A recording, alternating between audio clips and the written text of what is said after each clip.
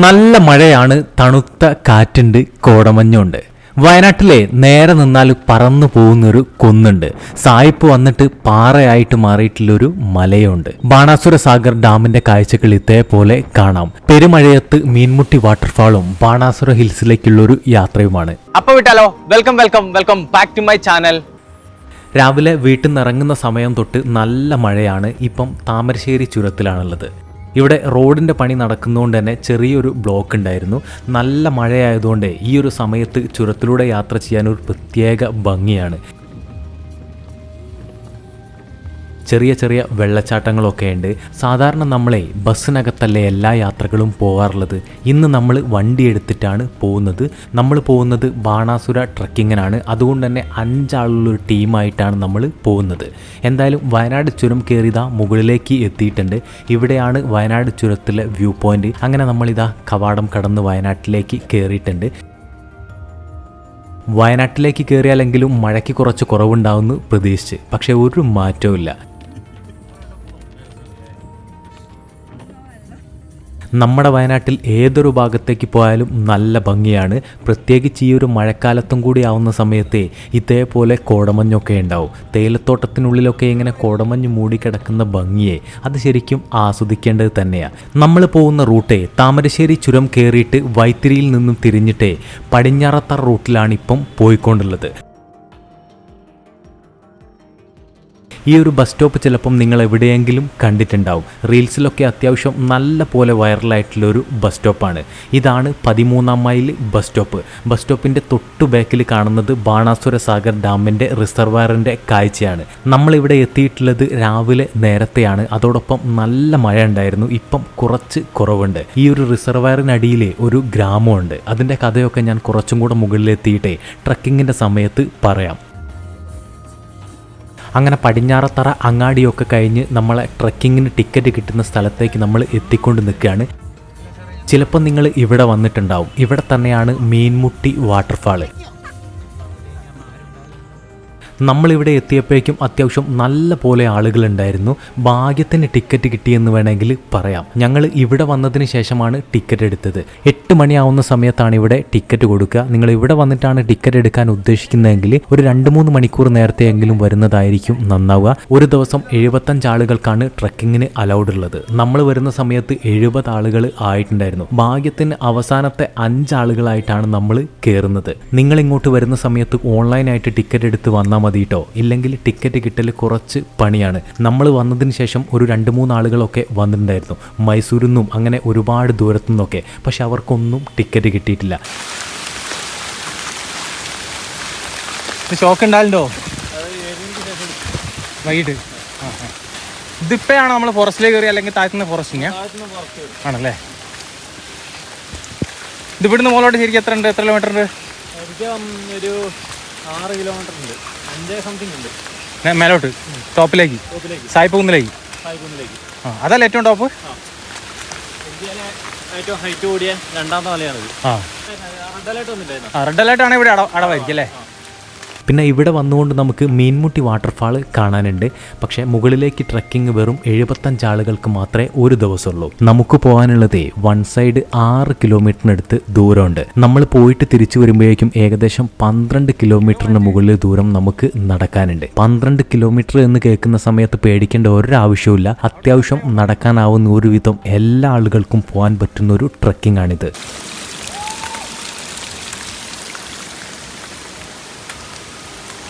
ഇങ്ങോട്ട് വരുന്ന സമയത്ത് എങ്ങനെയായിരുന്നോ മഴ, അതേപോലെ തന്നെ ഇപ്പോഴും പെയ്തുകൊണ്ടിരിക്കുകയാണ്.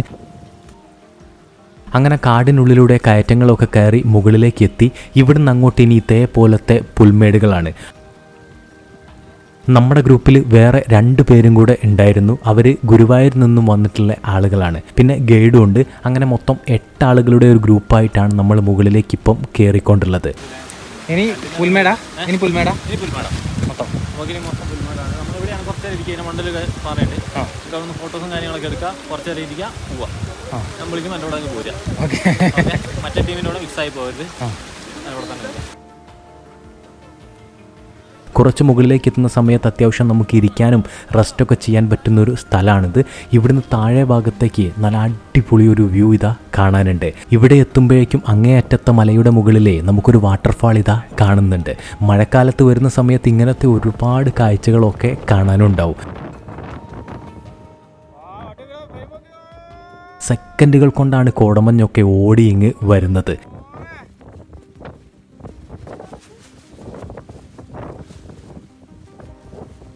ഇത്രയും നേരം നമ്മൾ കാടിനുള്ളിലൂടെയാണ് ഇങ്ങോട്ട് കയറി വന്നിട്ടുള്ളത്. പക്ഷേ ഇവിടെ എത്തിയാലേ ആ കയറി വന്നതിൻ്റെ ക്ഷീണവും കാര്യങ്ങളും ഒക്കെ അങ്ങ് മാറും. ഇവിടുന്ന് അങ്ങോട്ട് ഇങ്ങനത്തെ പുൽമേടുകൾ തന്നെയാണ് കയറി പോകാനുള്ളത്. ഇവിടുന്ന് അങ്ങേ അറ്റത്ത് നമുക്ക് പോകാനുള്ള സായിപ്പുകുന്ന് കാണാനുണ്ട്. അവിടെ ഇപ്പം മൊത്തമായിട്ട് കോടമഞ്ഞാണ്. എന്തായാലും കുറച്ച് സമയം മാത്രമേ ഇവിടെ നിന്നിട്ടുള്ളൂ. വീണ്ടും നമ്മൾ നടക്കുന്നതാണ്. ഇവിടുന്ന് നടക്കുന്ന സമയത്ത് താഴെ ഭാഗത്ത് വാട്ടർഫാളും കാണാം, കോടമഞ്ഞും കാണാം. അതേപോലെ തന്നെ 1-2 കാര്യങ്ങൾ പറയാൻ മറന്നു. നമുക്ക് 5 ആളുകൾക്ക് 4000 രൂപയാണ് ടിക്കറ്റ് വന്നിട്ടുള്ളത്. 5 ആളുകളുടെ ഗ്രൂപ്പായിട്ടാണ് മുകളിലേക്ക് പോവുക. അതിൽ കൂടുതൽ ആളുകൾ ഉണ്ടെങ്കിൽ എക്സ്ട്രാ വരുന്ന ആളുകൾക്ക് ഒരാൾക്ക് 800 രൂപ വെച്ചിട്ട് നമ്മൾ കൊടുക്കണം. അതേപോലെ തന്നെ നമ്മുടെ കൂടെ ഒരു ഗൈഡും ഉണ്ടാവും. നമ്മൾ പോകുന്ന എല്ലാ സ്ഥലങ്ങളിലേക്കും അവർ നമ്മുടെ കൂടെ വരും. അതോടൊപ്പം അവിടുത്തെ കാര്യങ്ങളൊക്കെ നമുക്ക് പറഞ്ഞു തരികയും ചെയ്യും. 1-2 ദിവസങ്ങൾക്ക് മുമ്പ് ഈ ഒരു കാട്ടിൽ നിന്നും ആനകളെയൊക്കെ കണ്ടിട്ടുണ്ട്. അതിലെങ്ങനെ പോയിട്ടേ അവിടെ ആ ഒരു ഫോഗിന്റെ ഉള്ളിലൊരു മലയുണ്ട്. അവിടേക്കാണ് നമ്മൾ പോകുന്നത്. അതാണ് സായിപ്പുകുന്ന്. വേറെ ഒരു വാട്ടർഫാൾ. ഇതിൻ്റെയൊക്കെ ഭംഗി മുകളിലേക്ക് എത്തുന്ന സമയത്ത് നല്ല ഭംഗിയായിട്ട് നമുക്ക് ആസ്വദിക്കാനുണ്ട്. അത്യാവശ്യം നല്ല പോലെ വെള്ളമൊക്കെ കുത്തി ഒഴുകി വരുന്നുണ്ട്. അങ്ങേ അറ്റത്ത് മലയുടെ മുകളിലേക്ക് ആളുകൾ കയറിപ്പോകുന്നുണ്ടോ? ഇവിടുന്ന് നോക്കിയിട്ട് ഉറുമ്പ് പോകുന്നത് പോലെ നമുക്ക് തോന്നും. അത്രയ്ക്കും ദൂരത്താണ്.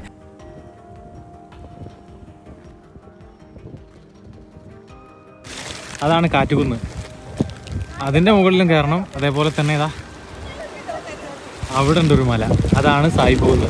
ഒരുവിധം എല്ലാ ആളുകളും കാറ്റുകുന്നിൻ്റെ മുകളിൽ പോയിട്ടാണ് സായിപ്പുകുന്നിൻ്റെ മുകളിലേക്ക് പോകാറുള്ളത്. നമ്മൾ എന്തായാലും ആദ്യം സായിപ്പുകുന്നിൻ്റെ മുകളിൽ കയറിയിട്ടേ തിരിച്ചു വരുന്ന സമയത്ത് കാറ്റുകുന്നിൽ പോകാമെന്ന് വിചാരിച്ചിട്ടാണ് പോകുന്നത്. ഈ ഒരു ഫ്രെയിമൊക്കെ എങ്ങനെയുണ്ട്? ഇവിടുന്ന് മുകളിലേക്ക് ഇതേപോലത്തെ പുൽമേടാണ്. ഇതിലെ ഇപ്പം നടക്കുന്ന സമയത്ത് നമുക്ക് കിട്ടുന്നൊരു ഫീൽ ഉണ്ടല്ലോ, അത് പറഞ്ഞാലൊന്നും മനസ്സിലാവില്ല. നിങ്ങൾ എന്തായാലും ഒരു പ്രാവശ്യമെങ്കിലും ഈ ഒരു മല നിങ്ങളൊന്ന് കയറണം കേട്ടോ. ഇപ്പം മഴയ്ക്ക് കുറച്ച് കുറവുണ്ട്. അതുകൊണ്ട് കോട്ടൂരി കയ്യിൽ വെച്ചാണ്. ഒരു 5 മിനിറ്റൊക്കെ കിട്ടൂ, അപ്പോഴേക്കും മഴ പെയ്യും. കുറച്ചു ദൂരം മുൻപോട്ട് നടന്ന് തിരിഞ്ഞു നോക്കുന്ന സമയത്ത് ഇതാ ബാണാസുര സാഗർ ഡാമിൻ്റെ റിസർവയറിൻ്റെ കാഴ്ച. ഇതിലും ഭംഗിയായിട്ട് നമുക്ക് കാറ്റുകുന്നിൻ്റെ മുകളിൽ പോയാൽ കാണാനുണ്ട്. ഈ കാണുന്നതാണ് കാറ്റുകുന്ന്. അവിടെയൊക്കെ ഇപ്പം കോട മൂടിയിട്ട് ഇങ്ങനെ നിൽക്കുകയാണ്. ആ കാണുന്ന പാറക്കെട്ടിൻ്റെ ബാക്ക് സൈഡിലെ മുകൾ ഭാഗത്തൊരു മരം കാണുന്നുണ്ടോ? അവിടുത്തെ അറ്റം മാത്രമാണ് നമുക്ക് ട്രക്ക് ചെയ്തിട്ട് പോകാൻ പറ്റുക. എന്തായാലും 5 മിനിറ്റ് പോലും ആയിട്ടില്ല, അപ്പോഴേക്കും മഴ പെയ്തിട്ടുണ്ട്.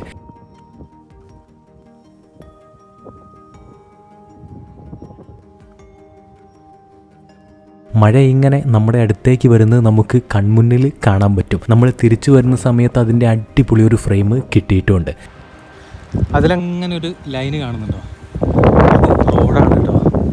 ഇതിൻ്റെ മുകളിലൊരു സായിപ്പിൻ്റെ ബംഗ്ലാവും കാര്യങ്ങളൊക്കെ ഉണ്ടായിരുന്നു. അതേപോലെ തന്നെ ഈ റോഡിന് പോയാൽ മുകളിൽ ഒരു ക്ഷേത്രം ഉണ്ടെന്നാണ് പറഞ്ഞിട്ടുള്ളത്. അതാ അതിൻ്റെ നടുവിലൂടെ എന്തായാലും അതിലേക്ക് റോഡ് വെട്ടിയിട്ട് അതിലൊക്കെ ആളുകൾ പോയിട്ടുണ്ട് പണ്ട് കാലത്ത്, അതും സായിപ്പന്മാർ. നമ്മുടെ കൂടെയുള്ള ആളുകളൊക്കെ മുകളിൽ കയറി എത്തിയിട്ടുണ്ട്.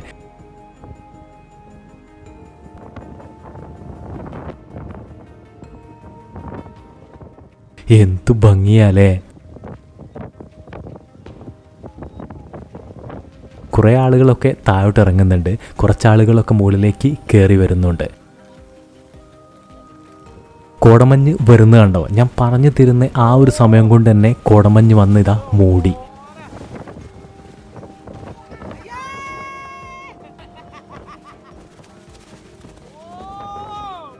ഈ കാണുന്ന മരത്തിനടുത്ത് വരെയാണ് നമുക്ക് ട്രക്ക് ചെയ്തിട്ട് വരാൻ പറ്റുക.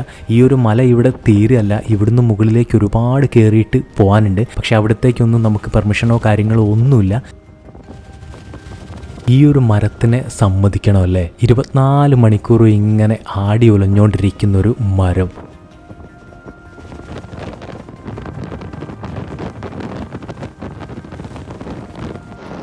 ഇങ്ങനെ നിന്നാലും നമ്മുടെ കാറ്റ് ഇങ്ങനെ പിടിച്ചു നിർത്തിക്കോളും, അത്രയ്ക്കും കാറ്റാണിവിടെ. ഇതേപോലെ ട്രക്കിങ്ങിനൊക്കെ പോകുന്ന സമയത്തെ നമ്മുടെ ഫൈനൽ ഡെസ്റ്റിനേഷനിലെത്തുന്ന സമയത്ത് നമുക്ക് കിട്ടുന്നൊരു ഫീലുണ്ട്, അത് പറഞ്ഞറിയിക്കാനാവാത്തതാണ്. എന്തായാലും ഇവരൊക്കെ ഇരിക്കുന്നത് കണ്ടോ, എന്ത് ഭംഗിയുണ്ടല്ലേ ആ കോട്ടൊക്കെ ഇട്ട് ഇരിക്കുന്നത് കാണാൻ വേണ്ടിയിട്ട്. ബാക്ക് സൈഡിൽ കോടമഞ്ഞ് ഓടിപ്പോകുന്നതും കാണുന്നില്ലേ, ഇവരെ കൂടെയാണ് കേട്ടോ ഞാനിങ്ങോട്ട് വന്നിട്ടുള്ളത്. പിന്നെ ഇപ്പോൾ ആ കയറിയിട്ടുള്ള പച്ച കോട്ടിട്ടില്ലേ, അതാണ് നമ്മുടെ ഗൈഡ്.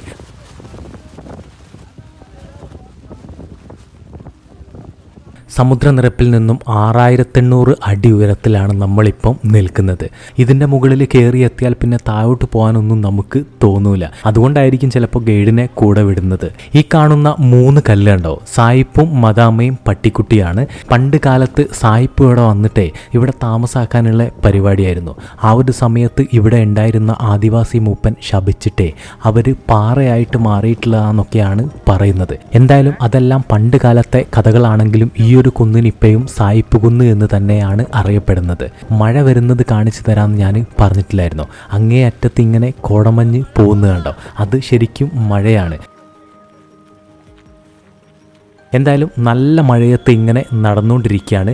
ശരിക്കും നമ്മൾ ഒരുപാട് ദൂരം നടക്കുന്നുണ്ട്. ഇങ്ങനെ പുൽമേട്ടിലൂടെ നടക്കുന്ന സമയത്ത് മഴ വരുന്നുണ്ട്, കോട വരുന്നുണ്ട്, അങ്ങനെ മാറി മാറി കാഴ്ചകളും ഭംഗിയും ഒക്കെ ഇങ്ങനെ വന്നുകൊണ്ടിരിക്കുകയാണ്. അതുകൊണ്ട് തന്നെ നടക്കുന്നതിൻ്റെ ദൂരവും കാര്യങ്ങളും ഒന്നും മനസ്സിലാവുന്നില്ല.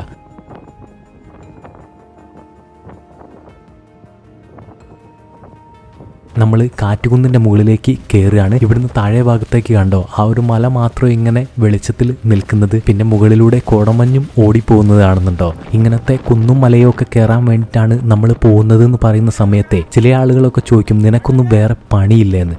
പക്ഷേ ഇവിടെ വരുന്ന സമയത്ത് മാത്രമാണ് കേട്ടോ ഇതേപോലത്തെ കാഴ്ചകളൊക്കെ നമുക്ക് കാണാൻ പറ്റുക. നമ്മൾ വീട്ടിലോ ഇല്ലെങ്കിൽ നാട്ടിലോ അവിടുത്തെ തൊട്ടടുത്ത അങ്ങാടിയിലൊന്നും പോയാൽ ഇങ്ങനത്തെ കാഴ്ചകൾ നിങ്ങൾക്ക് കാണാൻ പറ്റില്ല. ഈ പുല്ലുകൾ പറക്കുന്നത് കാണുന്ന സമയത്ത് നിങ്ങൾക്ക് മനസ്സിലാവുന്നില്ല ഇവിടുത്തെ കാറ്റിൻ്റെ ഒരു സ്പീഡ്.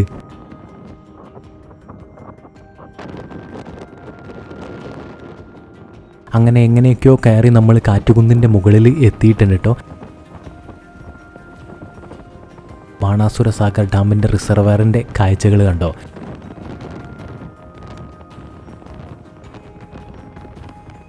ഈ ഒരു സ്ഥലത്ത് 24 മണിക്കൂറും ഇങ്ങനത്തെ കാറ്റാണ്. നമ്മളൊക്കെ എപ്പോഴെങ്കിലും വന്നു പോകുന്ന ആളുകളല്ലേ. ഇവിടുത്തെ ഈ ഒരു പുല്ലിൻ്റെയൊക്കെ ഒരു അവസ്ഥയെ ഒന്ന് നേരെ നിൽക്കാൻ പോലും സമയം ഉണ്ടാവില്ല. എപ്പോഴും കാറ്റ് തന്നെ. ശരിക്കും നേരെ നിന്നാൽ നമ്മൾ പറന്നു പോകും, അത്രയ്ക്കും കാറ്റാണ്. എന്തായാലും ഈ ഒരു കുന്നിന് പറ്റിയ പേര് തന്നെയാണ് ഇട്ടിട്ടുള്ളത്, കാറ്റുകുന്ന്. നമ്മൾ ഈ കാണുന്ന ബാണാസുര സാഗർ ഡാമിൻ്റെ റിസർവയറിനടിയിലെ ഒരു ഗ്രാമം ഉണ്ടായിരുന്നു, തരിയോട് എന്ന് പറയുന്ന ഒരു ഗ്രാമമായിരുന്നു. ആ ഒരു ഗ്രാമത്തിൽ പണ്ട് കാലത്ത് സ്വർണ്ണമൊക്കെ ഖനനം ചെയ്തിട്ടുള്ള സ്ഥലമാണ്. ഈ ഡാമിൽ വെള്ളം കുറയുന്ന സമയത്തെ തരിയോട് ഗ്രാമത്തിലെ വീടുകളുടെ തറകളും അങ്ങനെ പൊട്ടിപ്പൊളിഞ്ഞിട്ടുള്ള പണ്ട് കാലത്തെ റോഡുകളും അതൊക്കെ നമുക്ക് കാണാനുണ്ടാവും.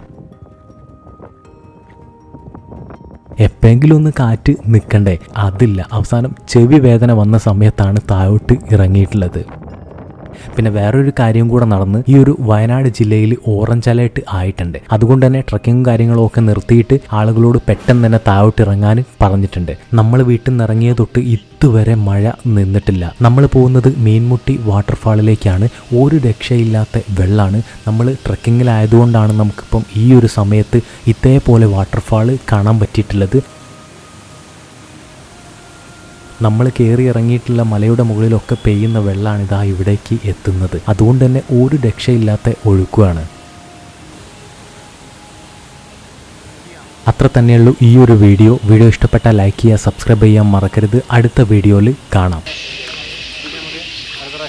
അടുത്ത പ്രാവശ്യം നെക്സ്റ്റ് ടൈം. പേരെന്തെങ്കിലും പറഞ്ഞേ? ഇമ്മാനുവൽ. ഇമാനുവൽ. ആ, ഓക്കെ.